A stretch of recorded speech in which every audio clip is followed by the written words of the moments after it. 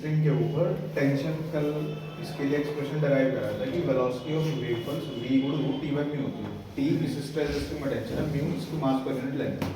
ठीक, अब क्वेश्चन ये था कि एक रो या कोई स्ट्रिंग है, m मास l लेंथ है,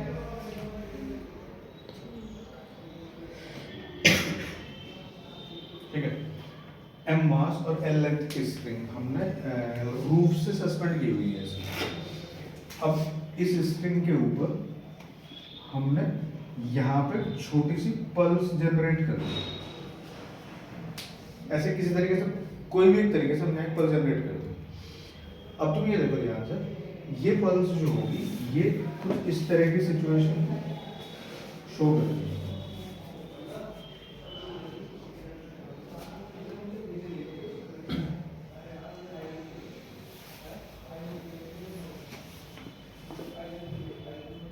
यहां से ये ऊपर जाएगी, नहीं समझ रहे? अब तुम ये देखो, इस स्ट्रिंग के अलग अलग, मतलब क्वेश्चन का हिंट भी दे रहा हूँ साथ साथ ही। वो तो ये पूछ रहा है बस कि यहाँ एक वेव पल्स जनरेट करी हमने, एक स्ट्रिंग है जो सस्पेंडेड है रूफ से, m मास है उस स्ट्रिंग का, l लेंथ है। बस ये बताना कि यहाँ तक पहुँचने में कितना टाइम लगेगा, सवाल तो ये।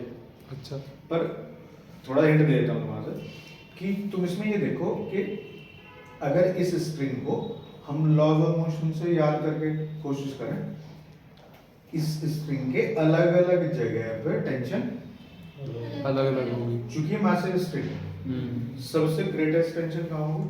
सबसे नीचे होगी ना। भाई क्या हो गया तुम्हें? ऐसा नहीं समझ सकते तुम लोग कि हमने इस तरह, देखो तुम लोगों का जो माइंड है वो पता नहीं कौन सी दुनिया में चल रहा है, मुझे पता ही नहीं। इस स्ट्रिंग को अगर तुम अलग अलग सेक्शंस में डिवाइड कर दो तो हर एक जगह जो बॉन्डिंग स्ट्रिंग को कनेक्ट कर रही है वो ऐसी तो दिखेगी। तो इस जगह नीचे, उसके नीचे का जो लोड है वो अपना वेट लगाता है।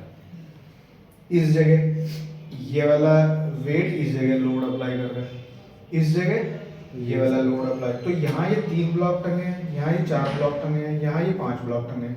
तो यहाँ कितनी टेंशन है?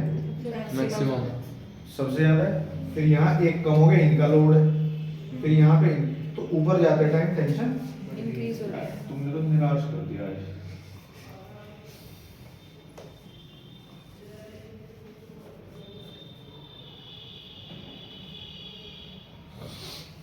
T5 ग्रेटर देन,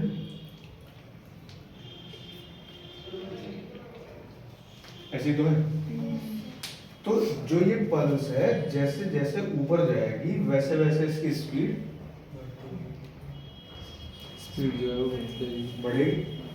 तो अगर मैं इस स्ट्रिंग को इक्वल सेक्शंस में डिवाइड करूं, इक्वल लेंथ के सेक्शंस में डिवाइड करूं, तो हर एक सेक्शन को क्रॉस करने में ये पल्स नीचे की तरफ ज्यादा टाइम लेगी, ऊपर की तरफ कम टाइम टाइम यानी कि ये नॉन यूनिफॉर्म मोशन है।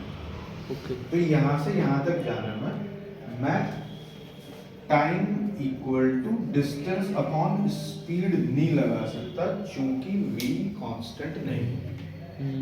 तो फिर क्या करेंगे?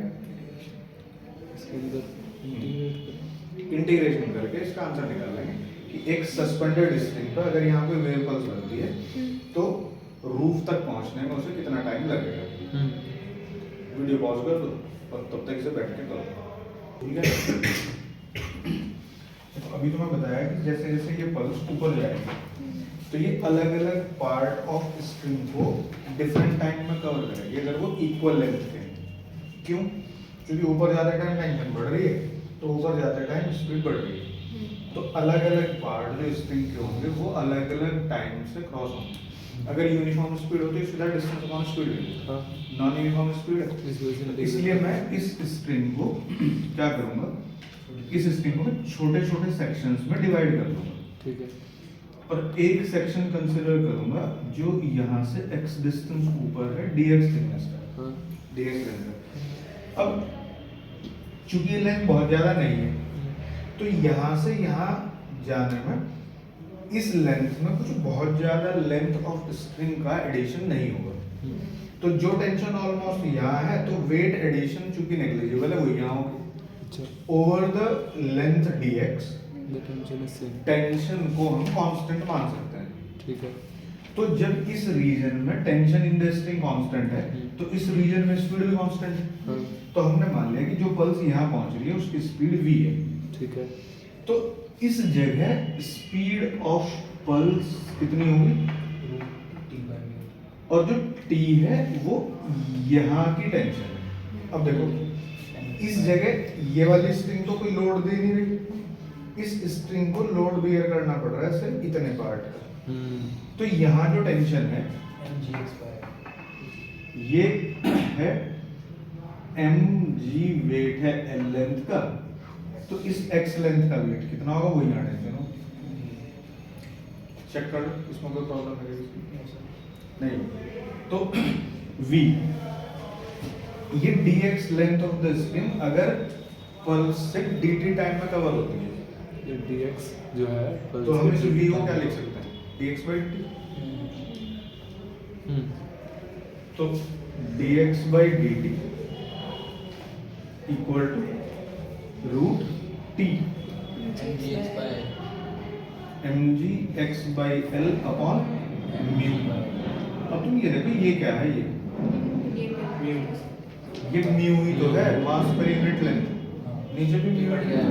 तो dx equal to root gx upon dt।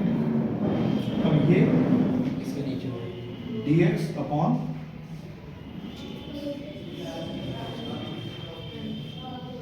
अब ऐसे ऐसे जो सेक्शंस हैं मैं एक यहाँ कंसीडर कर सकता हूँ, एक यहाँ कंसीडर कर सकता हूँ, एक यहाँ एक यहाँ एक यहाँ एक यहाँ। तो ऐसे ऐसे सेक्शंस कहाँ से शुरू होंगे यहाँ से जहाँ x की वैल्यू कितनी है 0 और कहाँ तक लेंगे जहाँ x की वैल्यू कितनी है l। तो इस तरह के सेक्शन जो है वो 0 से l तक और इन सब अलग अलग जगह प्रेजेंट टाइम वैल्यू 0 से। तो ये कितना है 1/√g तो कॉमन आ गया, ये 1/√g का इंटीग्रेशन 2√g 2√x 1/√x का इंटीग्रेशन। हाँ 1/√x ऐसा है। x to the power 1/2 dx है। हाँ x to the power 1/2 2√x हो गया। हाँ ये कितना हो गया 2√l इक्वल टू t आ गया। कितना टाइम लगेगा इस पल्स को यहाँ से यहाँ जाने में कितना टाइम लगेगा। ठीक है। नहीं समझ आया आसान मैथमेटिक्स सॉल्यूशन अभी हम नहीं वो फोटो में। अब सुनो ध्यान से इसको फिर वो दूसरे तरीके से फ्रेम कर सकता है। एक सवाल और बन जाएगा इस पे, वो ये कह देगा कि ऐसी एक m मास l लेंथ की एक स्ट्रिंग है बुक में तुम्हें मिल जाएगा क्वेश्चन। m मास और l लेंथ की एक स्ट्रिंग है सस्पेंडेड है रूट से। यहाँ एक पल्स हमने इस पे एक्साइट करी, पल्स तो ऊपर चल रही, जैसे ये पल्स यहाँ एक्साइट करी ठीक उसी टाइम पे एक पार्टिकल यहाँ से रिलीज कर दिया।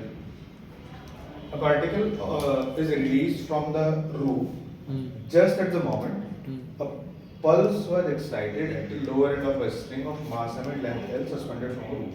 ठीक है। पूछ लेगा when and where they will cross each other।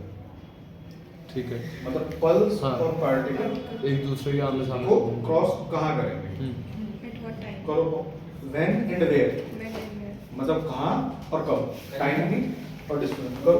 क्या हो गया क्या क्या बात कर रहा है। चलो सुनो हमने कहा कि यहाँ से पार्टिकल रिलीज करा, यहाँ एक वेव पार्टिकल करी when and where they will cross each other। तो हमने अज्यूम कर लिया कि भाई wave pulse is crossed by the particle or particle is crossing the wave pulse at a distance y from the bottom। y पर हम कोई मर्जी। ठीक है। तो जितने टाइम में वेव पल्स में y डिस्टेंस ट्रेवल करेगी उतने टाइम में पार्टिकल ने ग्रेविटी में फ्री फॉल करके L minus y y distance travel किया। टाइम दोनों के लिए सेम। ठीक है। तो हमने मान लिया कि t टाइम बाद पार्टिकल और वेव पल्स एक दूसरे को क्रॉस कर रहे हैं at a distance y from the bottom. तो अब देखो L minus y equal to u0 plus half gd square. How much is t? 2 root pi by g 2L minus y upon g का under root. so 2 root y होगा ना l minus y तो ऊपर से है तो अरे हमने यही तो निकाला, इसको क्रॉस मल्टीप्लाई तो करा। h equal to ut plus half gd square में मैंने t तो कैलकुलेट करा इसमें टेंशन कट लगा के कि निकाल दी। स्ट्रिंग की पार्टिकल यहाँ तक आने में कितना टाइम ले रहा है। अच्छा तो यहाँ से करा हाँ, अब इतने टाइम में वेव पल्स कितना डिस्टेंस चली गई, तो वेव पल्स को L डिस्टेंस ट्रेवल करने में इतना टाइम लगता है, वो डिराइव करा थोड़ी देर पहले। तो वेव पल्स को y डिस्टेंस ट्रेवल करने में कितना टाइम लगेगा? 2 root pi by g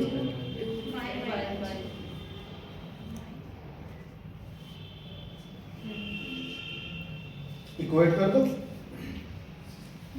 जब दोनों को इक्वेट करूंगा तो ये आ जाएगा 2 स्क्वायर करके इक्वेट कर दो 4y by g equal to, minus y by g इससे ये कट गया, इससे ये कट गया, तो y equal to L by 3। तो बॉटम से L by 3 डिस्टेंस पे क्रॉस करेंगे और इसकी वैल्यू उठा के यहाँ कहीं रख दो l by तो 3 g होगा टाइम भी आ जाएगा, इतने टाइम में क्रॉस करेंगे। एक साइड लाइन पर था, करो पॉज करो। तो वेरी सिंपल था भाई।